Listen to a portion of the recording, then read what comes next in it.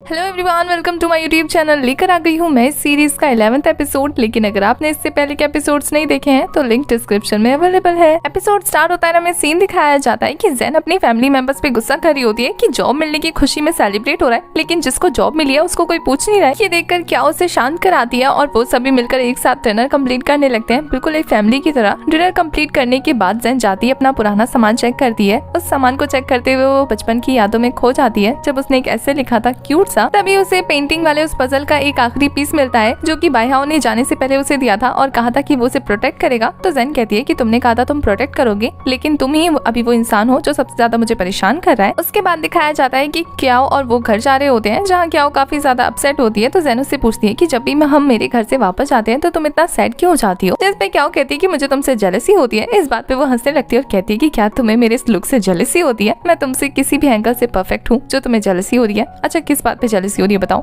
तो क्याओ कहती है कि अगर मैं तुमसे कहूँ कि मुझे तुमसे कुछ चाहिए तो क्या तुम मुझे दे दोगी? वो कहती है हाँ रख लो। क्या वो कहती है अभी सुना भी नहीं है, सुन तो लो। वैसे वो बाइहाओ के बारे में बात कर रही होती है, लेकिन ज़ेन को लगता है कि वो उसके पेरेंट्स के बारे में बात कर रही है। तो वो कहती है तुम रख लो, तुम तो उसकी बायोलॉजिकली बेटी लगती हो। मुझे तो ऐसा लगता है जैसे कबाड़े से उठा कर लाए हैं। और फिर वो क्याओ का मुंह ठीक करते हुए गाना गाने लगते हैं। दोनों काफी ज्यादा एंजॉय करते हुए घर जाने लगते हैं। यहाँ ज़ेन की मॉम को दिखाया जाता है, जो कि उन तीनों की फोटो देखकर सोच रही होती है कि जब जब वो क्याओ को देखती है उन्हें अपनी बेस्ट फ्रेंड की याद आ जाती है, इसलिए वो क्याओ को ज्यादा प्यार करती है। दूसरी तरफ ज़ेन और क्याओ जब घर जा रहे होते हैं तो उन्हें हानजुए का कॉल आता है। ये कॉल क्याओ उठाती है और वो उसे डांट कर कॉल रखवा देती है, क्योंकि हानजुए ने ज़ेन से काम के लिए बोला होता है। क्याओ ज़ेन को समझा रही होती है कि ऐसे हर किसी का काम नहीं मानना चाहिए, उसे सिर्फ बॉस का काम करना चाहिए, दूसरों का काम नहीं। लेकिन ज़ेन कहाँ सुनने वाली थी, वो दोबारा कॉल लगवाती है और वो इस बार हानजुए से रिक्वेस्ट करके काम मांग लेती है। हानजुए, जो कि खुद बेचारी बैठी होती है ब्यूटी पार्लर में, वो ज़ेन को कहती है कि तुम्हें अपना काम कर लेना चाहिए, मेरे बदले मेल सेंड कर देना, जो कि मैं भूल गई हूँ क्योंकि मैं बिजी हूँ। ज़ेन ये करने के लिए मान जाती है। क्याओ काफी गुस्सा होती है और उसे ऑफिस ड्रॉप करते हुए घर चली जाती है। दूसरी तरफ बाइहाओ को दिखाया जाता है, जो कि वो भी ऑफिस में अवेलेबल होता है, काम कर रहा होता है। वो कुछ देर के लिए ड्रिंक लेने के लिए बाहर चला जाता है। उतने में हमारी ज़ेन आ जाती है ऑफिस में और वो मेल सेंड करके वापस जा रही होती है कि उसकी नजर बाइहाओ के कैबिन में जाती है। वो सोचती है कि उसने लाइट क्यों जला रखी है। वो जाती तो लाइट ऑफ करने के लिए, लेकिन वहाँ जाकर उसकी चेयर पर बैठकर मस्ती स्टार्ट कर देती है। उसे काफी इंटरेस्टिंग लग रहा होता है वहाँ का वो सिचुएशन। जब बाइहाओ आता है और ज़ेन को ऐसे देखता है तो वो उससे पूछता है कि वहाँ क्या कर रही है। ज़ेन काफी घबराकर वहाँ से भाग जाती है कि वो तो बस काम करने आई थी। बाइहाओ जब अपना काम निपटा कर वापस जा रहा होता है तो गार्ड उसे बताते हैं कि एक लड़की थी जो कि उसकी काफी केयर कर रही थी, कह रही थी कि जब तक बॉस ना चले जाए तब तक आप लोग यहाँ उनका ख्याल रखना।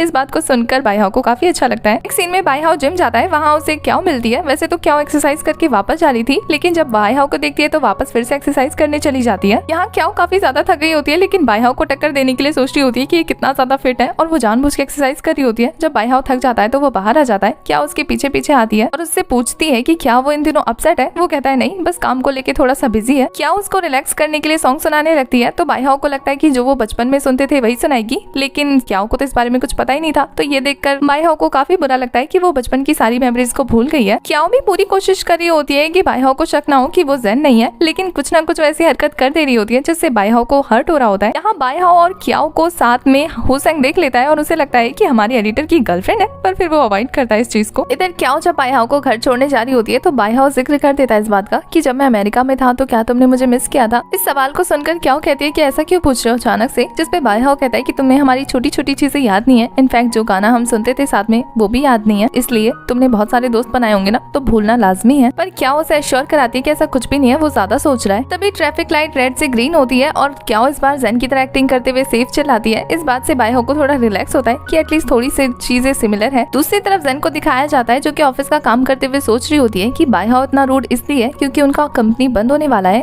और वो ये सारा प्रेशर अकेले झेल रहा है, इस वजह से लोगों को पता नहीं है, वो उसे गलत समझ रहे हैं। तभी उतने में क्याओ आ जाती है। क्याओ जब ज़ेन को देखती है तो नर्वस हो जाती है। ज़ेन उससे पूछती है कि वो इतनी देर कहाँ थी, तो क्याओ कहती है कि वो एक्सरसाइज कर रही थी। ज़ेन कहती है पहले तो वो जल्दी आ जाती थी, फिर इतना लेट क्यों। क्याओ उसके सवालों से परेशान होकर वॉशरूम भाग जाती है। ये देखकर वो सोचती है आजकल ये थोड़ा अजीब बिहेव नहीं कर रही है। उसके बाद ज़ेन को क्याओ का एक फिटनेस कार्ड मिलता है और वो कहती है कि क्या मैं भी ज्वाइन कर सकती हूँ, लेकिन क्याओ उससे वो छीन कर उसे वहाँ से भगा देती है, फिलहाल के लिए बात टालने के लिए। नेक्स्ट डे मॉर्निंग का सीन दिखाया जाता है, जहाँ क्याओ अपने काम में बिजी होती है। तभी येमो उसे नोटिस करता है और कहता है तुम वही थी ना जो मुझे क्रिमिनल समझ रही थी, तुमने मुझ पे गलत गलत इल्जाम लगाए थे। तो क्याओ उसे सॉरी बोलने लगती है। वो कहता है इसी पोजीशन में रहो, मुझे तुम अच्छी लग रही हो, मतलब वो उसको भी टीज करना शुरू कर देता है। उसके बाद वो क्याओ को कैंडी देता है फिर से टेस्ट करने के लिए। जब क्याओ इस बार कैंडी टेस्ट करती है तो उसको फिर से खट्टा लगता है। तो ये देखकर वो कहता है कमाल है, मैंने खाया था तो मीठा था, तुम खा रही हो तो खट्टा। उसके जाने के बाद क्याओ सोचती होती है कि ये बंदा पागल है क्या, मेरे ऊपर ही एक्सपेरिमेंट करता रहता है। इधर बाइहाओ को दिखाया जाता है, जिसे सिग्नल पे फिर से सेफ होने पर सेफ की आवाज सुनाई देती है, जो कि ज़ेन की थी। वो सोचता है कि क्या उसे ही सुनाई दे रहा है, क्या ये कोइंसिडेंस है। जब वो लिफ्ट में आता है तो जेन को नोटिस करता है। जेन उससे उसके सर के बारे में हालचाल पूछ रही होती है तो वो भी काफी घबरा कर जवाब दे रहा होता है। उसके बाद वो नोटिस करता है कि जेन के हाथ पे कट लग गया है उस दिन ग्लास को उठाते टाइम पे, तो वो उसे इस बारे में पूछने जाता है लेकिन फिर अवॉइड करता है। इधर जेन को दिखाया जाता है जो कि ऑफिस पहुंचकर अपना पजल ढूंढ रही होती है, जो कि शायद कल ऑफिस आने पर रात को उससे गिर गया था। वो पजल को ढूंढने को लेकर इतना परेशान हो जाती है कि सफाई वाली आंटी से भी पूछ रही होती है, टेबल के नीचे छुप छुप के ढूंढ रही होती है। जब कलीग उससे पूछते हैं कि वो क्या कर रही है तो वो कहती है कि नीचे फ्लोर पर काफी अच्छी हवा लग रही है। काफी देर तक ढूंढने के बाद उसे वो पजल अपने टेबल के नीचे मिलता है। जब वो उस पजल को लेने जाती है तो और दूर फेंक देती है। जब बाइहाओ आता है तो उसके जूते पर चिपक कर बाइहाओ उस पजल को अपने साथ ले जाता है। ये देखकर तो वो हक्की बक्की रह जाती है। जब येमो उसके पास आता है और उससे पूछता है कि उसने ऐसा मुंह क्यों बनाया तो वो कुछ नहीं बताती। येमो कहता है कि तुम जो गेम खेल रही हो मुझे भी बता दो, क्या पता मैं भी थोड़ा सा खेल लूंगा। लेकिन उसकी बातों पे जेन जैसा रिएक्शन देती है ना, हक्का बक्का सा, वो ये देखकर काफी एंजॉय करता है। पजल की वजह से सारा दिन जेन का ध्यान सिर्फ बाइहाओ पर होता है। वो उसके कैबिन की तरफ देख रही होती है। येमो उसे इस हालत में देखकर काफी ज्यादा मजे ले रहा होता है। तभी सिस्टर जोइंग उसके पास आती है और उसे पूछती है कि क्या वो थकी हुई है तो वो ऑफिस से ऑफ ले सकती है। लेकिन जेन कहती है कि नहीं, वो बस थोड़ा सा उसकी नींद पूरी नहीं हुई थी ना, उस वजह से ऐसी हरकत कर रही है, लेकिन वो रिलैक्स है। तभी ऑफिस में एक कुरियर आता है। सब लोग डर रहे होते हैं कि ये बाइहाओ तक कैसे पहुंचाया जाए। तभी जेन आती है, दौड़कर उस कुरियर को लेकर भाग जाती है। सब लोग काफी हैरान होते हैं, लेकिन जेन तो मौका ढूंढ रही थी कि कैसे वो बाइहाओ के कैबिन में जाए और उस पजल को लेकर आए। तो वो फटाफट बाइहाओ के कैबिन में जाकर उस पार्सल को रखती है और फिर ढूंढने लगती है पजल को। बहाने बहाने से वो टेबल के नीचे झांकने की कोशिश कर रही होती है। बाइहाओ को काफी अजीब लगता है, लेकिन जेन तो पजल देख चुकी होती है जो कि उसके जूते पर चिपका हुआ था। वो बाइहाओ के पास जाती है, उसका जूता साफ करने के बहाने पजल लेने की कोशिश कर रही होती है। तभी वहाँ लिन आता है। उसको लगता है कि ऑफिस में कुछ चल रहा है तो वो वहाँ से जाने लगता है, लेकिन बाइहाओ से रोककर कहता है कि ऐसा वैसा कुछ नहीं है, इसको लेकर जाओ, ये मेरे जूते साफ कर रही है। लिन जब जेन से पूछता है कि क्यों, तो जेन बताती है कि इनका जूता काफी अच्छा है और फिर वो दोनों के दोनों मिलकर